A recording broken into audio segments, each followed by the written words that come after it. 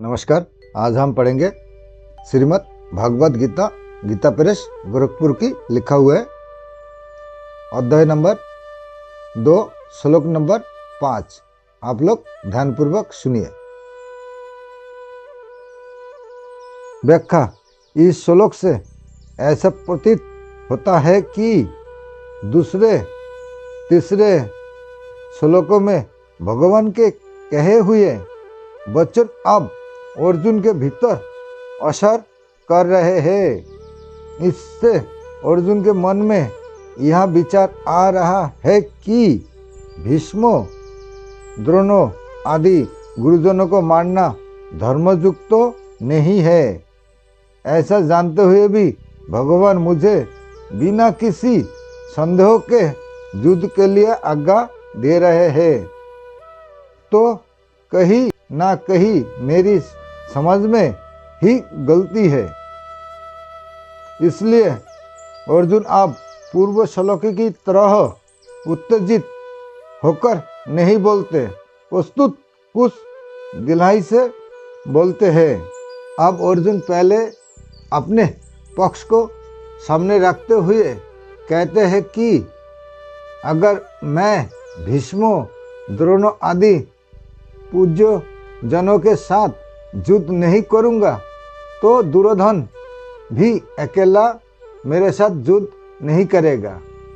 इस तरह युद्ध ना होने से मेरे को राज्य नहीं मिलेगा, जिससे मेरे को दुख पाना पड़ेगा।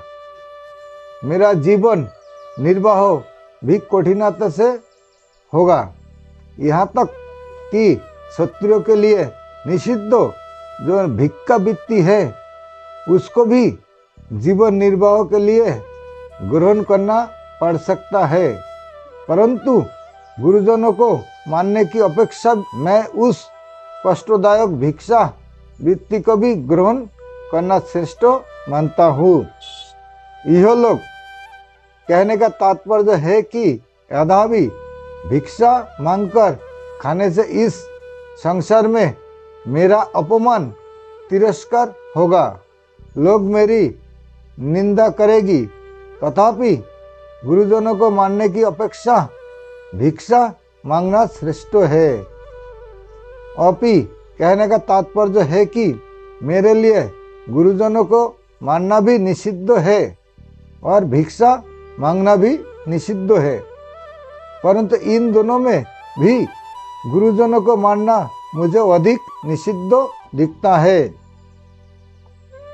अब अर्जुन भगवान के वचनों की तरफ दृष्टि करते हुए कहते हैं कि अगर मैं आपकी आज्ञा के अनुसार युद्ध करूं तो युद्ध में गुरुजनों की हत्या के परिणाम में मैं उनके खून से सने हुए और जिनमें धन आदि की कामना ही मुख्य है ऐसे भोगों को ही तो भोगूंगा।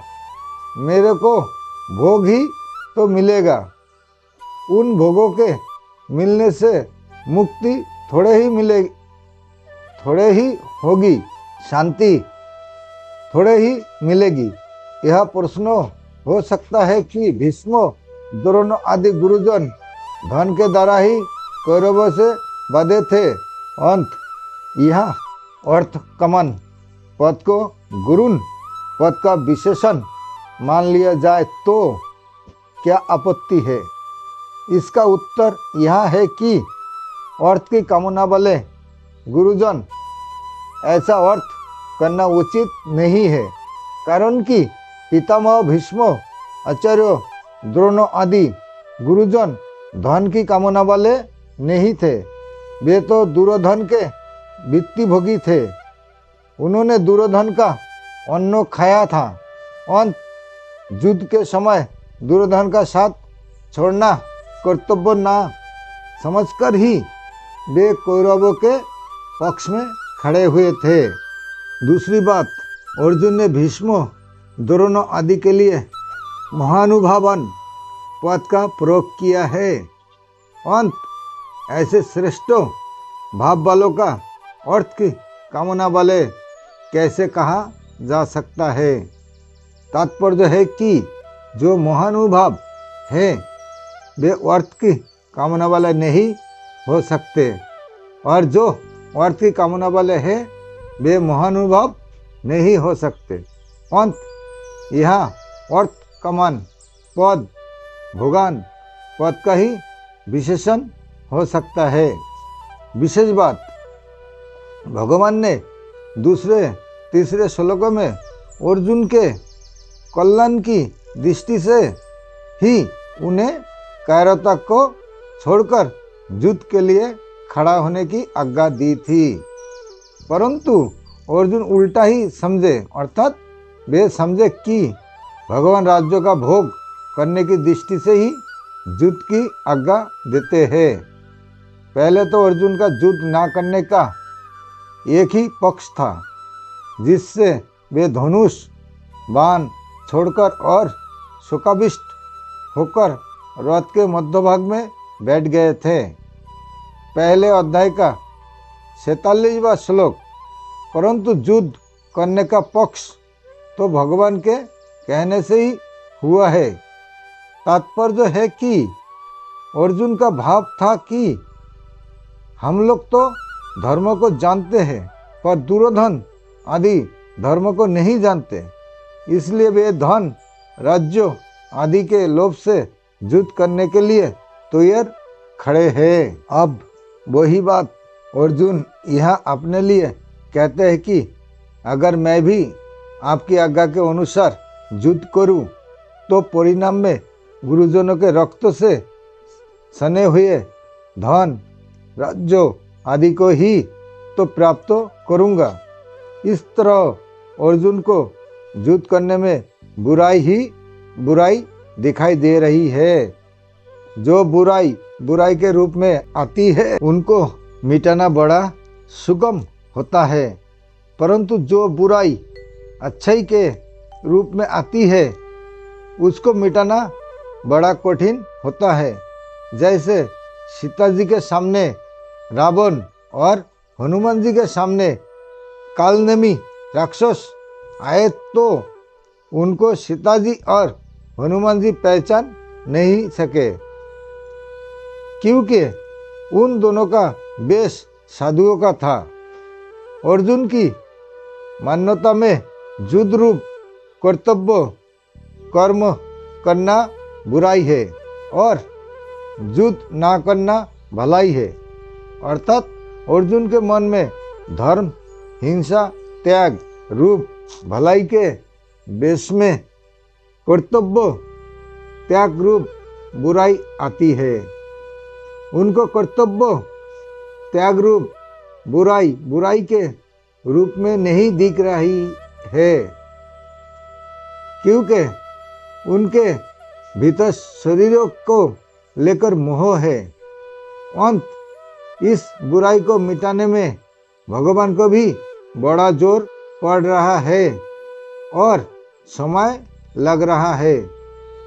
आजकल समाज में एकता के बहाने वर्ण आश्रम की मर्यादा को मिटाने की कोशिश की जा रही है, तो यहाँ बुराई एकता रूप अच्छाई के वेश में आने से बुराई रूप से नहीं दिख रही है। वर्ण आश्रम की मर्यादा मिटाने से परिणाम में लोगों का कितना पतन होगा, लोगों में कितना असुर भाव आएगा, इस तरफ दृष्टि ही नहीं आ जाती। ऐसे ही धन के बहाने लोग झूठ कपट बेईमानी ठगी विश्वासघात आदि आदि दोषों को भी दोष रूप से नहीं जानते। यह अर्जुन में धर्म के रूप में बुराई आई है कि हम भीष्मो द्रोणों आदि महानुभावों को कैसे मार सकते हैं, क्योंकि हम धर्म को जानने वाले हैं। तात्पर्य है कि अर्जुन ने जिसको अच्छा ही माना है वह वास्तव में बुरा ही है, परंतु उसमें मान्यता अच्छाई की होने से वह बुराई रूप से नहीं दिख रही है। परिशिष्ट भाव, महानुभावान भीष्म द्रोण आदि गुरुजनों का अनुभव, भीतर का भाव श्रेष्ठ है, शुद्ध है, क्योंकि युद्ध करते हुए भी उनमें पक्षपात नहीं है।